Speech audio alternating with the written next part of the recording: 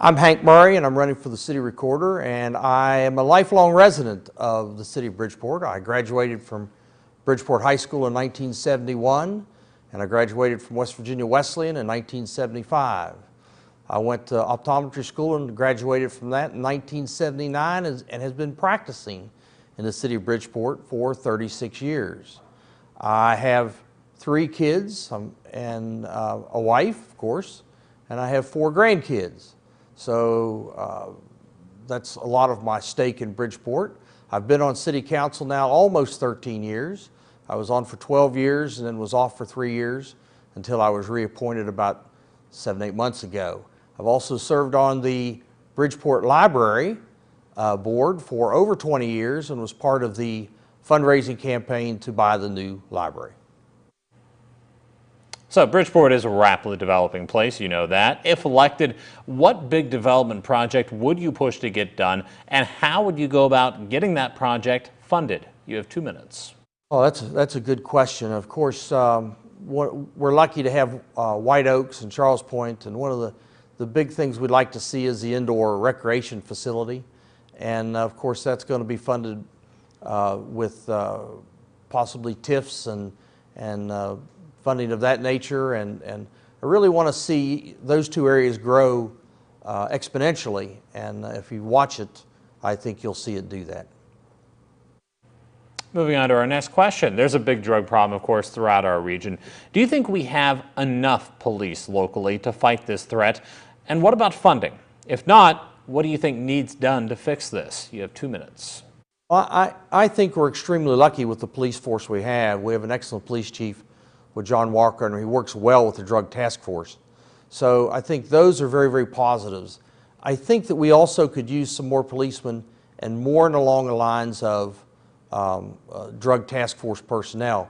The drug problem is huge in this area, and I think if you've listened to John in the last couple meetings and the mayor, one of the things we want to stress is education, and we want to stress education of the drugs to the young kids, the elementary and the middle school kids.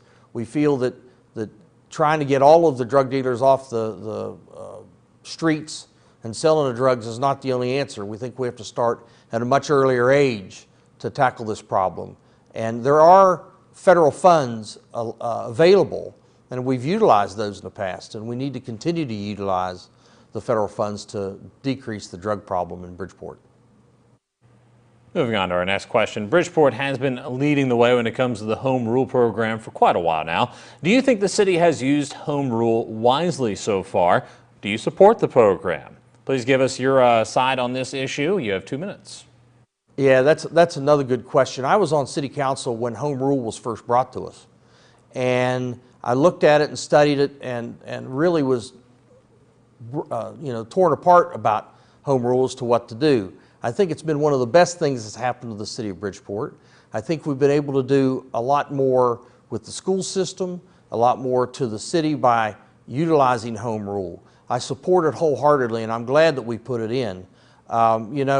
You look at back in the early 2000s, we wanted to help put just lights up at the Babe Ruth field, and we were told we could not do it because it was owned by the Board of Education, and there was a strict statute that said you could not give any money to Board of Educations. With the change of the home rule, it's allowed us to help Bridgeport High School, to help Simpson Grade School, and there's a lot of other things in the future that we can help Johnson and help all of our school systems, which is critical to the city as a whole. All right, we'll move on to our final question. Our small businesses are just so important to our local communities. As Bridgeport continues to thrive and attract national chains to areas like White Oaks and Charles Point, what would you do to ensure our small business owners can compete and thrive in this environment? You have 2 minutes. Well, that's really hitting me right where I am, because I'm a small business owner too, and we need to. We always, until a couple of years ago, kept the B&O tax down so that we weren't paying the maximum B&O tax.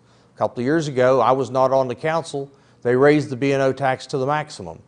I've never agreed with that, and And I still don't think it needs to be at a maximum. I think we could actually curtail it a little bit. And you know, if you look at our revenues, the city always seems to end up with in the black. So we have revenues left over.